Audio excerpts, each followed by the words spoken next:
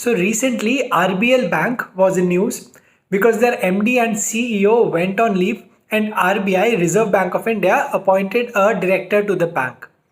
Now, the impact of the news was such that when the markets opened the next day, the stock price fell by 23% and the stock hit a intraday 52-week low of 132 rupees. But was this reaction warranted? Is there something wrong with the bank that the investors are not aware about? Or is there some issue with the fundamentals or the financial health of the bank? Let's find out in this video. Alright, so we are going to take a very deeper look into the financials of RBL Bank and try to understand whether the reaction in the stock market that it received, whether it was really warranted or not. Alright, so first let us talk about their net interest income on a year-on-year basis. So we have already seen 6 months of the current financial year. So we are going to compare H1, the half year of last year, versus the first half of the current year, which is H1 FY22. So if you talk about their net interest income, that has fallen from 1973 crores to 1885 crores. While the net interest income has gone down, this is not a major or a drastic reduction versus the last year. So no cause of worry on that front. Let's talk about the operating profit.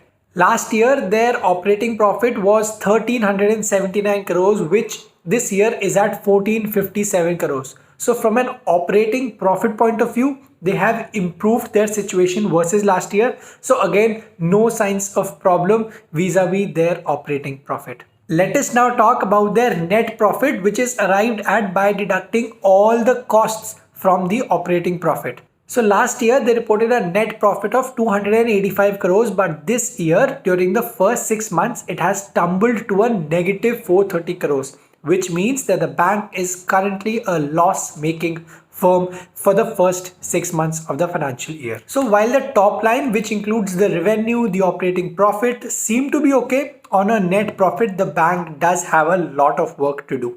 Let us now talk about net interest margin, which is the net interest income divided by the total revenues that the bank earns. So last year this number was at 4.6%, which is now at 4.2%. Slight reduction versus last year, but this is not a major cause of concern, especially it doesn't warrant the kind of reaction that the stock market gave. But let us now come to the most fundamentally important equation for any bank, which is the asset quality of the bank, which would be indicated by the amount of bad loans that the banks have. If you talk about their gross NPA, that percentage was 3.3% last year, which has now jumped to 5.4%. Significant upside if you look versus the last year. Similarly, if you look at net NPAs, the number was at 1.4% last year, which is now at 2.1%.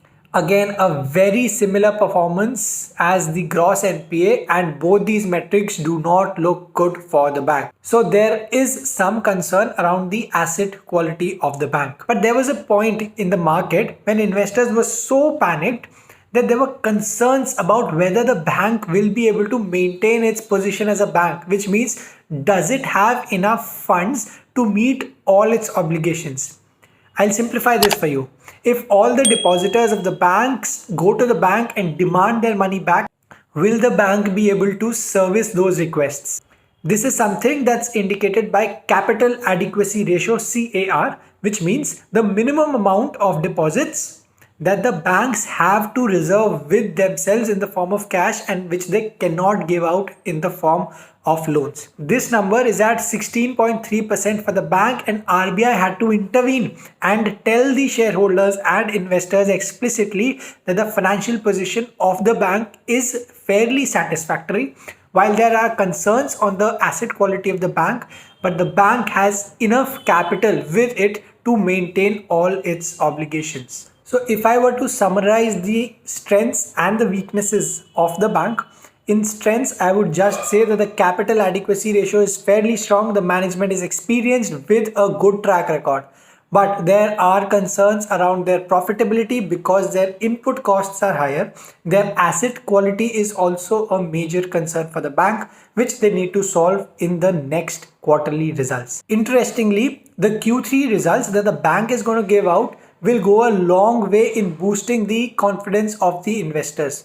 Alternatively, if the results are not good, the investors might again start dumping this stock and it has a potential to even breach the intraday low of 132 that it hit yesterday. Alright, that is it from my end. I hope you enjoyed the video. Do subscribe to Finance Lens and I'll see you the next time.